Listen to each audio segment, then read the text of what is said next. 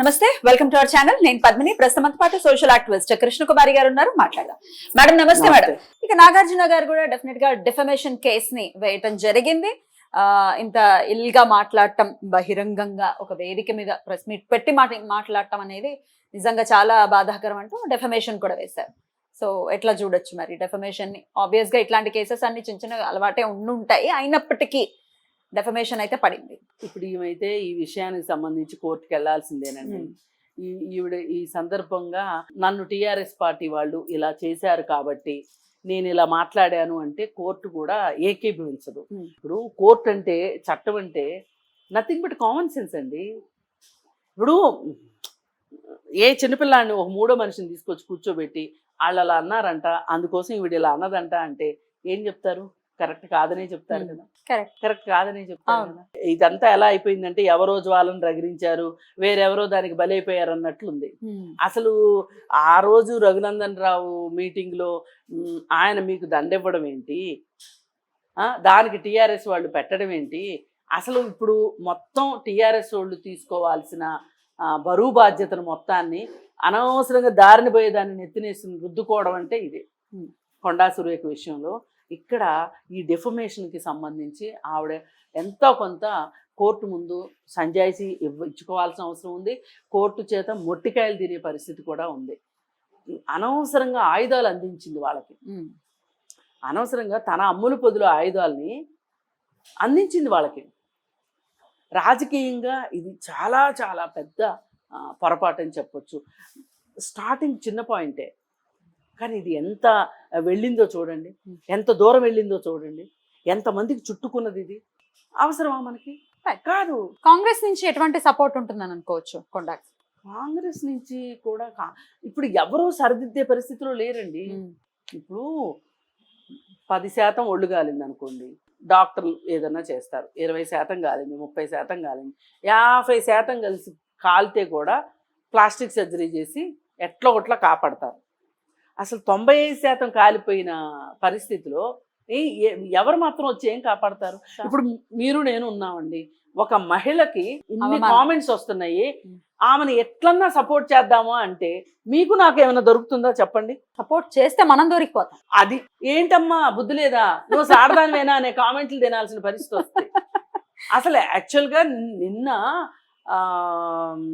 ఒక రకంగా నాకు పూర్తిగా విషయం అర్థం కాక కొంచెం ఒక లైటర్ వేలో మాట్లాడితే నన్ను కూడా చాలా మంది ట్రోల్ చేశారు.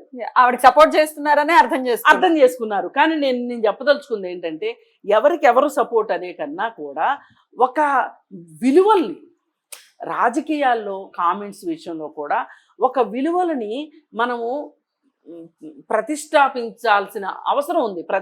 ఒక ప్రాణ ప్రతిష్ఠ చెయ్యాలి ఇక్కడ. ఎందుకంటే ఎవరికి వాళ్ళు ఇలా బూతులు మాట్లాడుకుంటూ వెళ్ళిపోతే, ఎవరికి వాళ్ళు ఇలా ఆధారాలు లేని మాటలు మాట్లాడితే, నిజమైనా సరే నీ దగ్గర ఆధారం ఏంటి? ఆధారం లేని మాట్లాడద్దు. ఇప్పుడు కోర్టులో కూడా తెలియక ఏం చేస్తారంటే, అమాయకంగా ప్రత్యర్థి మీద ఆరోపణలు చేసేస్తారు. కోర్టు ఆరోపణ చేసిన ప్రతిదానికి సాక్ష్యాధారాలు అడుగుతుంది.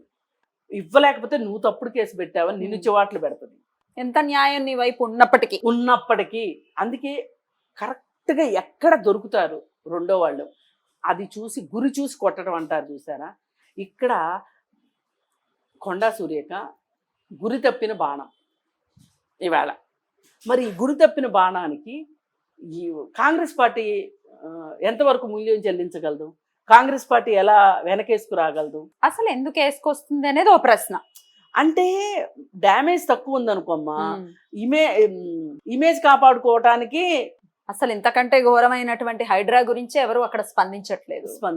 ఈ మ్యాటర్ మీద స్పందించి ఇంకా ఒక ఇంత రచ్చ చేయటం అనేది కాంగ్రెస్ చేస్తుందని అనుకోకూడదు. ఇప్పుడు పడవకు చిల్లుబడింది అనుకోండి, ఇంతకంటే బరువు మోసే పరిస్థితిలో ఈ పడవ లేదు అందనుకోండి, పరిస్థితి ఉందనుకోండి, ఒకళ్ళు వచ్చి నన్ను ఎక్కించుకోండి అన్నారనుకోండి, ఇప్పుడు వాళ్ళందరూ ఎందుకు ఒప్పుకుంటారా పడవ ఎక్కించుకోవడం?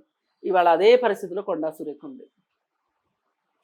అందుకే రాజకీయ నాయకులు ఒక ఇంత జాగ్రత్తగా, ఒళ్ళు జాగ్రత్తగా పెట్టుకోవాలి, బుద్ధి జాగ్రత్తగా పెట్టుకోవాలి, ఇరుక్కునే పనులు చేయొద్దు. అన్లెస్ అంటిల్ ఆ అవతల అమ్మాయి ఎవరైతే ఉన్నారో ఆ అమ్మాయి నన్ను ఈ విధంగా వచ్చి ముందుకొచ్చి పోలీస్ స్టేషన్కి వెళ్ళి నన్ను ఈ విధంగా ఆవిడ దుర్భాషలాడింది అని ఆ అమ్మాయి కంప్లైంట్ ఇస్తే ఇప్పుడు మాట్లాడే మనం స్పందించాలి. అదర్వైజ్ ఇది ఎవరో బయటికి తీసుకొచ్చి పెట్టారు, దాని మీద మనం డిబేట్లు చేయటం కూడా కరెక్ట్ కాదు. కాకపోతే ఇక్కడ అర్థమైంది ఏంటి అంటే అసలు అంత అన్పార్లమెంటరీ లాంగ్వేజ్ యూజ్ చేయాల్సినంత అవసరం ఏమొచ్చింది? ఎంత కోపం ఉన్నా, ఎంత ఆవేశం వచ్చినా అసలు ఎందుకు ఇంత అన్పార్లమెంటరీ లాంగ్వేజ్ వాడుతున్నారు? అంటే మాకు అధికారం ఉందనా? మేము శాసించే పరిస్థితిలో ఉన్నామనా? మేము ఏం చేసినా చెల్లుబాటు అయిపోతుంది అనా? అంటే అవతల మనిషి ఎంత నిస్సహాయ పరిస్థితిలో ఉంటే ఆ అమ్మాయిని అలా మాట్లాడింది, ఇవన్నీ కూడా వస్తాయి. అందుకని ఏంటంటే మీరు ఒకరి వ్యక్తిగత గోప్యతలోకి వెళితే, చొరబడితే వేరే వాళ్ళు కూడా మీ వ్యక్తిగత గోప్యతలోకి వచ్చి చొరబడతారు. అసలు ఇది జరగలేదనుకోండి, అసలు ఈ ఆడియోనే బయటకు వచ్చేది కాదు. ఏంటంటే దారిని పోయేది ఎవర్రా అంటే తన్నులు తినేది నేనే అన్నట్లు కొండా సురేఖ చేసుకుంది మొత్తంలో. నేను మళ్ళీ చెప్తున్నానండి, సమంత నాగ చైతన్య విడాకుల గురించి ఎవరికైనా ఆసక్తి ఉండాల్సిన అవసరం లేదు.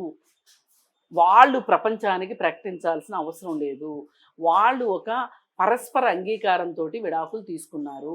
కోర్టు కూడా అడగదు, కోర్టు కూడా జోక్యం చేసుకోదు. మీ ఇద్దరు పరస్పరంగా విడాకులు తీసుకోవాలనుకుంటున్నారు కదా, అంటే ఏంటి పరస్పర అంగీకారంలో ఏముంటాయి అంటే మా ఇద్దరికి మనోభావాలు కలవలేదను, అభిప్రాయాలు కలవలేదను, నిత్యం దీనివల్ల మాకు గొడవలు అవుతున్నాయి అంటే అవి ఏమి గొడవలు, ఎలాంటి గొడవలు అనే అడిగేది కూడా కోర్టు కూడా అడగదు.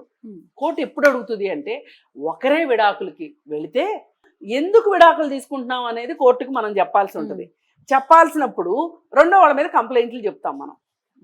ఆ కంప్లైంట్లు నిరూపించుకోవాల్సిన అవసరం ఉంటుంది. అప్పుడు మాత్రమే కోర్టు రెండో వాళ్ళని అడుగుతుంది, మరి ఇతను ఈ విధమైన అభియోగాలు పెట్టాడు మీ మీద, దీనికి మీరు ఏమంటారు?